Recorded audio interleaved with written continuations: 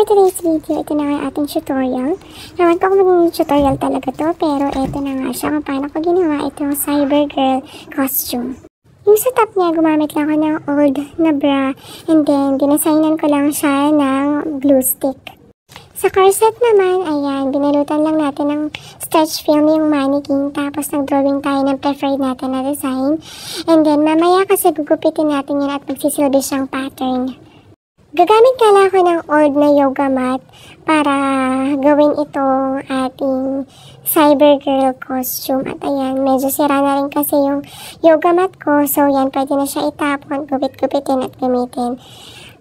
Pagdudugtong-dugtongin nga lang natin yung pattern na ginawa natin using yung glue gun.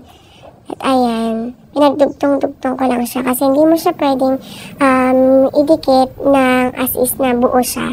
Mas maganda kung nakagupit siya, tapos lalagyan natin ng magic tape yan para dumikit mamaya. Sa pagde-design niya, ayan, gagamitan lang natin siya ng glue gun. Yan, kayo na bahala kung anong gusto niyong design. So, ayan, isip-isip lang ang mamshi kung anong maisip na design at kung paano siya mapapaganda.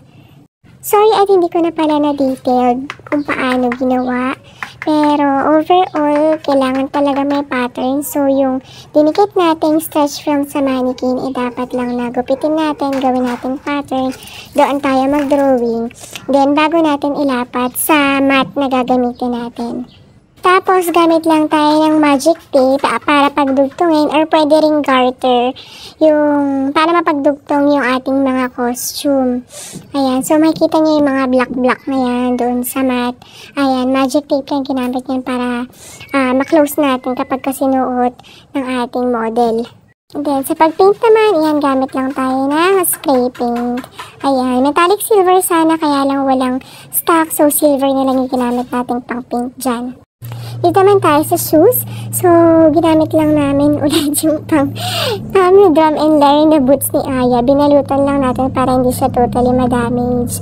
Ayan, binalutan natin ng stretch film. Tapos, may nabili lang ako online na parang silver na tape. Ayan yung ginawa nating pang-cover dyan sa ilalim.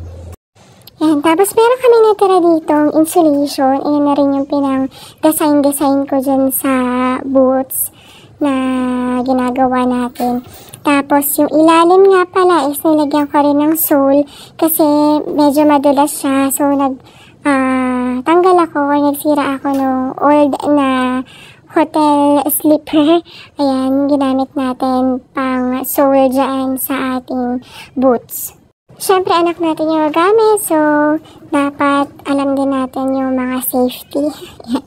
Bawal siyang madulas. Yan, mahabang rumarampa, baka madulas, diba?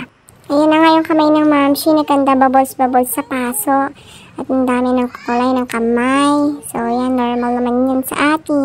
Balik ulit tayo sa boots. Yan, naglagay lang tayo ng detail. Meron tayong parang foil dyan na tape. At dinikit-dikit natin dyan para mag-complement doon sa ilalim na part ng boots. At ayan na siya.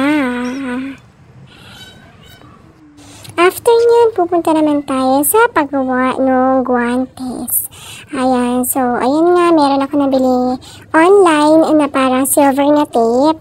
Iba pa yung ginamit ko kanina sa boots na wala siyang texture. Ayan, meron siyang texture eh.